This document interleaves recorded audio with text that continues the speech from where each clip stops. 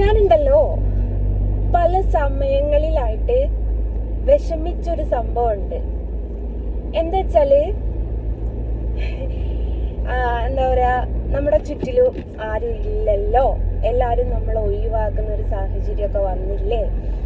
അപ്പൊ ആരുമില്ലാതെ ഒറ്റക്കായി പോയൊരു ഫീൽ ഉണ്ടല്ലോ. അത് പല സമയത്ത് ഞാൻ സോഷ്യൽ മീഡിയ കൂടെ പങ്കുവെക്കുകയും ചെയ്തിട്ടുണ്ട് കേട്ടോ. പക്ഷെ ഞാൻ ഒറ്റക്കല്ല, എൻ്റെ കൂടെ ഒരുപാട് ആൾക്കാരുണ്ട് എന്നുള്ളത് പല തവണകളിലായിട്ട് എനിക്ക് പലരും തെളിയിച്ചു തന്നിട്ടുണ്ട് കേട്ടോ. അതേപോലെ ഇന്ന് എനിക്കൊരാൾ തെളിയിച്ചു തന്നു, ഞാൻ ഒറ്റക്കല്ല, നമ്മുടെ കൂടെ ആളുണ്ട് എന്നുള്ളത് എനിക്ക് ഇന്ന് എൻ്റെ ഒരു കൂട്ടുകാരി തെളിയിച്ചു തന്നു കേട്ടോ.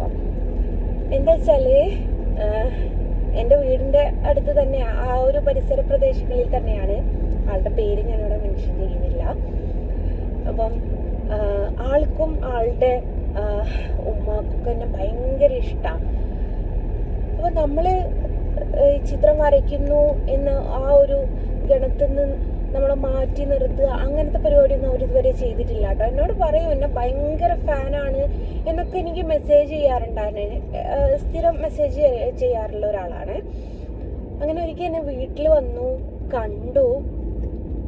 അപ്പോഴാണ് ഇവർ പറയുന്നത് വെറും ഒരു വാക്കല്ല, യഥാർത്ഥത്തിൽ ഉള്ളതാണ് എന്നുള്ളത് വീട്ടിൽ വന്ന് എന്നെയും മക്കളെയൊക്കെ മീറ്റ് ചെയ്ത സമയത്ത് എനിക്ക് മനസ്സിലായി കേട്ടോ. അങ്ങനെ പിന്നെ 1-2 സാഹചര്യങ്ങളിൽ വീട്ടിൽ വന്നിട്ടുണ്ടായിരുന്നു. അങ്ങനെ കഴിഞ്ഞ പെരുന്നാൾക്ക് വീട്ടിൽ എനിക്ക് പിള്ളേർക്ക് ഫുഡ് ഉണ്ടാക്കി വന്നു. നല്ല ബിരിയാണി വെച്ചിട്ട് വന്നു കേട്ടോ. ബിരിയാണി വെച്ച് വന്ന് നോക്കുമ്പം എന്നെ വിളിക്കാതെ അവള് വന്നത്, എനിക്ക് സർപ്രൈസ് ആയിക്കോട്ടെ എന്ന് വിചാരിച്ചിട്ട്. പക്ഷെ എന്തായി, അവക്ക് തന്നെ ഒരു സർപ്രൈസ് ആയിപ്പോയി. കാരണം പെരുന്നാൾക്ക് ഞാൻ വീട്ടിൽ ഉണ്ടാവൂല എന്നുള്ളത് അവള് ചിന്തിച്ചില്ല. ഞങ്ങൾ പെരുന്നാൾക്ക് വയനാട്ടിൽ ടൂർ പോയതായിരുന്നു. അങ്ങനെ അവൾ ആ ഫുഡും കൊണ്ട് തിരിച്ചു പോകുന്ന ഒരു സാഹചര്യം വന്നു കേട്ടോ. അങ്ങനെ ഇന്നലെ രാത്രി എന്നെ വിളിച്ചു 11:30 ആയപ്പോ. അപ്പൊ ഞാൻ വിചാരിച്ചു ഈ സമയത്ത് എന്താണ് അപ്പോ വിളിക്കുന്നതെന്ന്. അപ്പൊ വിളിച്ചിട്ട് എന്നോട് പറഞ്ഞു, നാളത്തെ ഉച്ചക്കേക്കുള്ള ഫുഡ് ഞാൻ കൊണ്ടുവരും കേട്ടോ എന്ന് പറഞ്ഞു. അപ്പൊ ഞാൻ പറഞ്ഞു, അയ്യോ വേണ്ട, പിള്ളേര് എൻ്റെ വീട്ടിലുള്ളത്, ഞാൻ ഒറ്റയ്ക്കേ ഉള്ളൂ, എനിക്ക് ഫുഡൊന്നും വേണ്ട, പിന്നെ അരുണ് ബസ് പോകുന്നതുവാ, വേണ്ടാന്ന് പറഞ്ഞു. അപ്പൊ പറഞ്ഞു, അയ്യോ അത് പറ്റൂല, എന്തായാലും ഞാൻ കൊണ്ടുവരും, പിള്ളേർക്ക് പൂനൂർക്ക് കൊണ്ടു കൊടുത്താൽ മതി എന്നാണ്. ഞാൻ പറഞ്ഞു ആയിക്കോട്ടെ, എന്നാ നീ കൊണ്ടുവരീന്ന് പറഞ്ഞു. അങ്ങനെ ആള് നല്ല അടിപൊളി മീൻ ബിരിയാണി എന്താ പറയാ കൊണ്ട തന്നിട്ടുണ്ട്. ഞാൻ അതും കൊണ്ടിട്ട് പിള്ളേരെ കാണാൻ വേണ്ടിയിട്ട് പോവുകയാണ്. മീൻ ബിരിയാണി എന്ന് പറഞ്ഞിട്ടേ ഉള്ളൂ, എന്താ മീന് കാര്യങ്ങളൊന്നും എനിക്കറിയില്ല കേട്ടോ. ഞാൻ അതിന്റെ ഡീറ്റെയിൽ ആയിട്ട് വീഡിയോ വീട്ടിലെത്തിയിട്ട് ഇട്ട് തരാം. അപ്പം ബിരിയാണി ഉണ്ട്, പായസമുണ്ട്. അപ്പം എനിക്ക് ഭയങ്കര സന്തോഷമായി. നമ്മൾ ഒറ്റക്കല്ല, നമ്മുടെ കൂടെയും ആളുണ്ട്. അത് കൂടെ പിറക്കണം എന്നില്ല, കുടുംബമാവണം എന്നില്ല എന്നുള്ളത് എനിക്ക് ഇന്ന് എൻ്റെ ഒരു കൂട്ടുകാരി തെളിയിച്ചു തന്നു കേട്ടോ. അപ്പൊ എനിക്ക് ഭയങ്കര സന്തോഷമായി. എന്താ പറയാ, ഓലെ ഒരു കുടുംബത്തിലെ ഒരംഗമായിട്ട് എന്നെ കാണാൻ അവർക്ക് പറ്റുന്നുണ്ടെങ്കിൽ, എന്താ പറയാ, ഞാനൊരു തെറ്റ് ചെയ്യുന്നില്ല എന്നുള്ളത് എനിക്ക് 101% ഉറപ്പുണ്ട്. നമ്മുടെ കുടുംബത്തിലുള്ളവര് ഒഴിവാക്കിക്കോട്ടെ, പക്ഷെ ചേർത്ത് പിടിക്കാൻ ഇതേപോലെ ഒരുപാട് കുടുംബങ്ങൾ ഉണ്ട് എന്നുള്ളത് എനിക്ക് ഭയങ്കര സന്തോഷമായി. ഇവർക്കൊക്കെ വിഷയം ഒരു ചിത്രം മാത്രാട്ടോ, ചിത്രം വരച്ചു എന്നതിന്റെ പേരിലാട്ടോ എന്നെ ആരും അടുപ്പിക്കാതെ നിൽക്കുന്നത്. അതേ ഒരു ചിത്രത്തിന്റെ പേരിൽ തന്നെ എല്ലാവരും ഇങ്ങനെ അടുപ്പിച്ച് നിർത്തുന്നുണ്ട്. ഒരു നാണയത്തിന് 2 വശങ്ങളുണ്ട് എന്ന് കേട്ടിട്ടില്ലേ, അതേപോലെയാണിത്.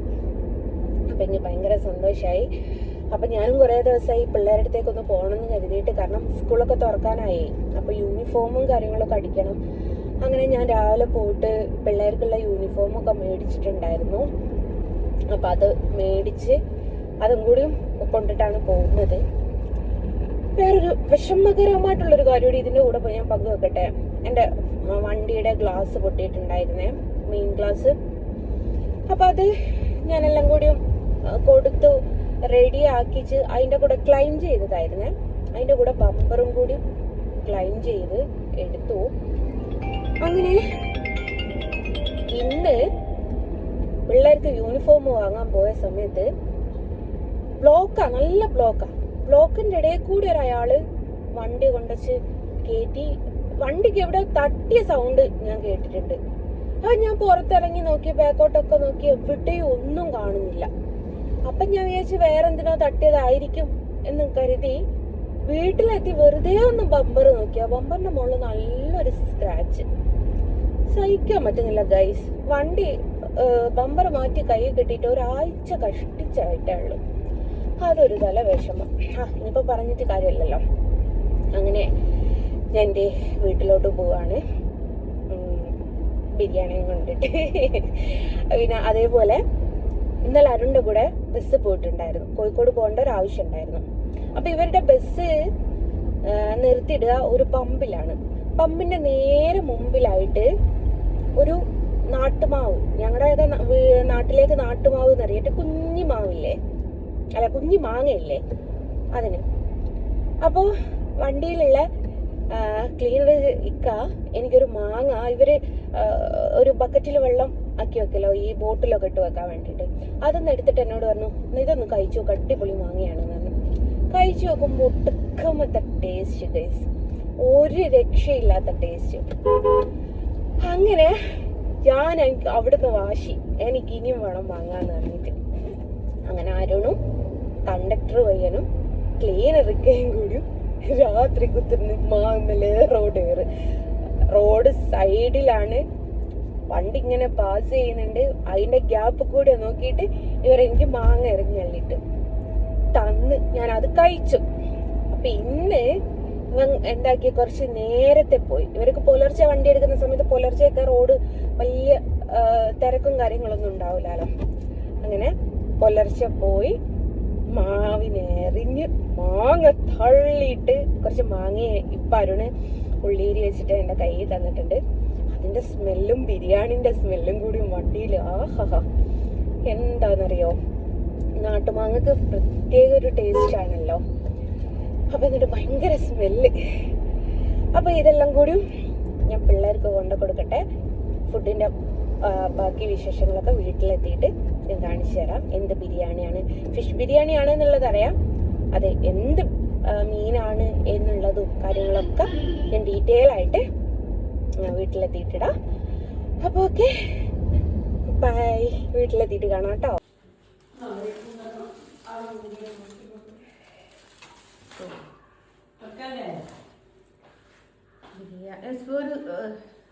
കയ്യിലെടുക്കടി, നല്ല സ്മെല്ലടിക്കുന്നു.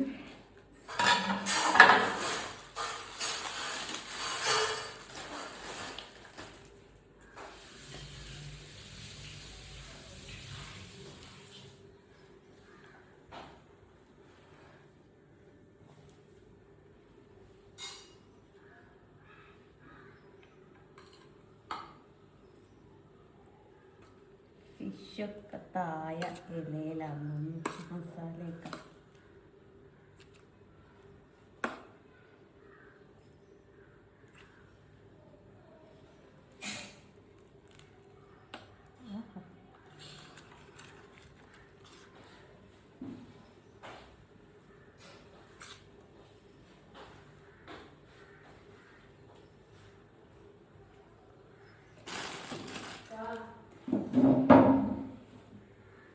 കത്രിക. അപ്പോൾ ടേസ്റ്റ് ചെയ്ത് നോക്കട്ടെ.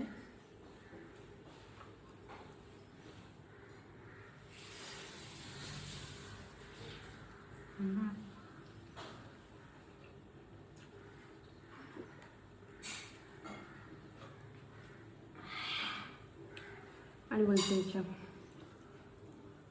അമ്മ ട്രൈ ചെയ്യുന്നോ? അമ്മ മീൻ കൂട്ടൂല.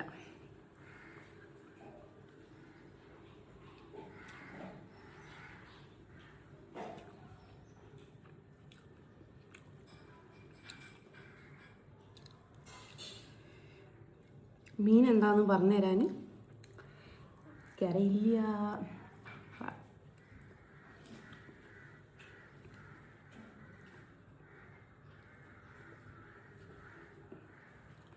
എനക്കല്ലായിഞ്ഞു.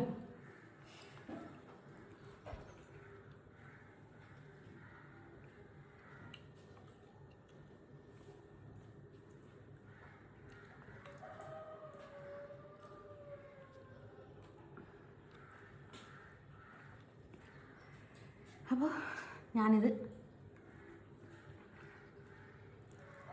ഫിനിഷ് ചെയ്തിട്ട് കേട്ടോ.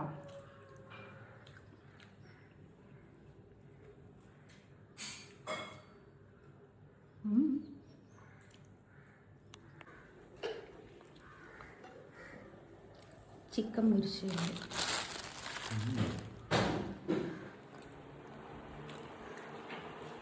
പായസം,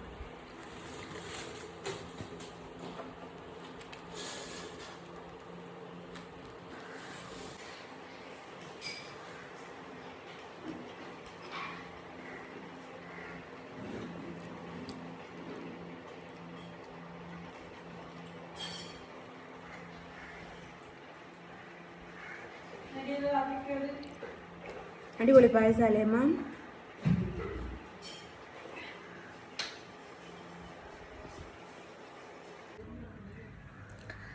അങ്ങനെ അയക്കൂറ ബിരിയാണി, എന്താ മീനെന്ന് എനിക്ക് പറയാൻ അറിയില്ലായും ബാപ്പ പറഞ്ഞു തന്നാട്ടോ. അയക്കൂറ ബിരിയാണി ഉണ്ടായും ചിക്കൻ പൊരിച്ചുണ്ടായും കേട്ടോ. അതിൽ കാണിക്കുക വിട്ടുപോയി. പിന്നെ പായസവും എല്ലാം കൂടി കഴിച്ചിട്ട് ഓരിരിപ്പ. ഏതായാലും മുത്തുമണി ഒരുപാട് താങ്ക് യു. നിൻ്റെ കുടുംബത്തിലെ ഒരംഗം പോലെ എന്നെയും എൻ്റെ മക്കളെയും നിനക്ക് കണക്കാക്കാൻ പറ്റിയെന്നെ ഭയങ്കര സന്തോഷം. ഉമ്മാനോട് സ്പെഷ്യലായിട്ട് ഞാൻ അന്വേഷിച്ചിരുന്നെന്ന് പറയാൻ കേട്ടോ. അവളമ്മ എൻ്റെ ഭയങ്കര ഫാനാണ്. അപ്പോൾ സ്വന്തം ഉമ്മ അല്ല കേട്ടോ, ഹസ്ബൻഡിൻ്റെ ഉമ്മാണ്. നമുക്ക് പിന്നെ സ്വന്തം ഹസ്ബൻഡിൻ്റെ അങ്ങനെയൊന്നും ഇല്ല കേട്ടോ, അതുകൊണ്ടാണ് ഉമ്മ എന്ന് പറഞ്ഞത്. അപ്പോൾ അങ്ങനെയാണ്. അപ്പോൾ ഉമ്മാനോടും താങ്ക് യു പറയാണ്. പാത്രം തിരിച്ചു കൊണ്ടു കൊടുക്കണം. അതിന്ന് വൈകുന്നേരം പോകുന്ന പോകിൽ നേരിട്ട് അവൾക്ക് കൊണ്ടു കൊടുക്കണം. അപ്പോൾ അങ്ങനെയാണ് ബിരിയാണി വിശേഷങ്ങൾ. ഒരുപാട് സന്തോഷമായി. ഞാനും വാപ്പിയും കഴിച്ച്, മക്കൾ കഴിച്ചില്ല. ഞാൻ വരുന്നതിൻ്റെ കുറച്ച് മുമ്പായി ഓല് ചോറ് കഴിച്ച്. എന്നോട് വിളിച്ച് പറയാനും മറന്നുപോയി ഫുഡ് കഴിക്കേണ്ട, ഞാൻ കൊണ്ടുവരും എന്നുള്ളത്. അല്ലേ ഓൾ ഇന്നലെ രാത്രി എന്നെ വിളിച്ച് പറഞ്ഞതാണ് നാളെ ഉച്ചക്കേക്കുള്ള ഫുഡ് കൊണ്ടുവരാൻ. എന്നിട്ടും എന്നോടത് വീട്ടിൽ വിളിച്ച് പറയാൻ വിട്ടുപോയത് എൻ്റെ തെറ്റാണ്. അപ്പോൾ കുറച്ച് ഞാൻ ഇവിടുന്ന് അങ്ങോട്ട് പാർസൽ എടുക്കുന്നുണ്ട്. അരുണ് മീൻ ബിരിയാണി കഴിക്കൂല, അവന് അലർജിക്കാവും. പക്ഷേ ചിക്കൻ ഉണ്ട്, അതും വെച്ചിട്ട് കുറച്ച് അവനും കുറച്ച് എനിക്കും കൂടിയായിട്ട് എടുത്തത്. ബാക്കി ഇവർ കഴിക്കുമെന്ന് പറഞ്ഞു. കുറേ ക്വാണ്ടിറ്റി ഉണ്ട് കേട്ടോ, ഒരുപാട് ആൾക്കാർക്ക് കഴിക്കാനുള്ള ക്വാണ്ടിറ്റി ഉണ്ട്. പാപ്പ കണ്ടപ്പോൾ ചോദിച്ചു ഇതൊക്കെ ആര് കഴിച്ച് തീർക്കാനാണ്. ആടാ ഷൂഷു, അപ്പുറത്തുനിന്ന് ഷൂഷു അഴിച്ചിട്ട് നോക്കിയതാ. അപ്പോൾ ഏതായാലും എല്ലാവരോടും ബൈ പറയാണ്. അതേപോലെ ആർക്ക് വേണമെങ്കിലും എന്നെ സ്നേഹിക്കാം. ഫുഡ് തന്നിട്ട് ഫുഡ് കണ്ട വികാത്തവരായിട്ട് ആരുണ്ടുണ്ണി, അത് ആ ഗണത്തിൽപ്പെട്ടതാണ് ഞാൻ. പക്ഷേ ആക്രാന്തം പോലെ കഴിക്കൂല കേട്ടോ. തിന്നാൻ പണ്ട് എനിക്ക് ഒരു അഫെയർ ഉണ്ടായിരുന്നു, ചെറുതില്ല കേട്ടോ. അപ്പോൾ എന്നോട് ചോദിച്ചൊരു ചോദ്യമുണ്ട്, നീ കഴിക്കാൻ വേണ്ടിയിട്ട് ജീവിക്കുന്നതോ ജീവിക്കാൻ വേണ്ടിയിട്ട് കഴിക്കുന്നോ എന്ന് ചോദിച്ചിട്ട്. അതേപോലെ ആളെയും കൂടി ഒന്ന് സ്മരിച്ചുകൊണ്ട് എല്ലാവരോടും ബൈ പറഞ്ഞിട്ട് ബൈ ഫ്രം ജസ്റ്റ്.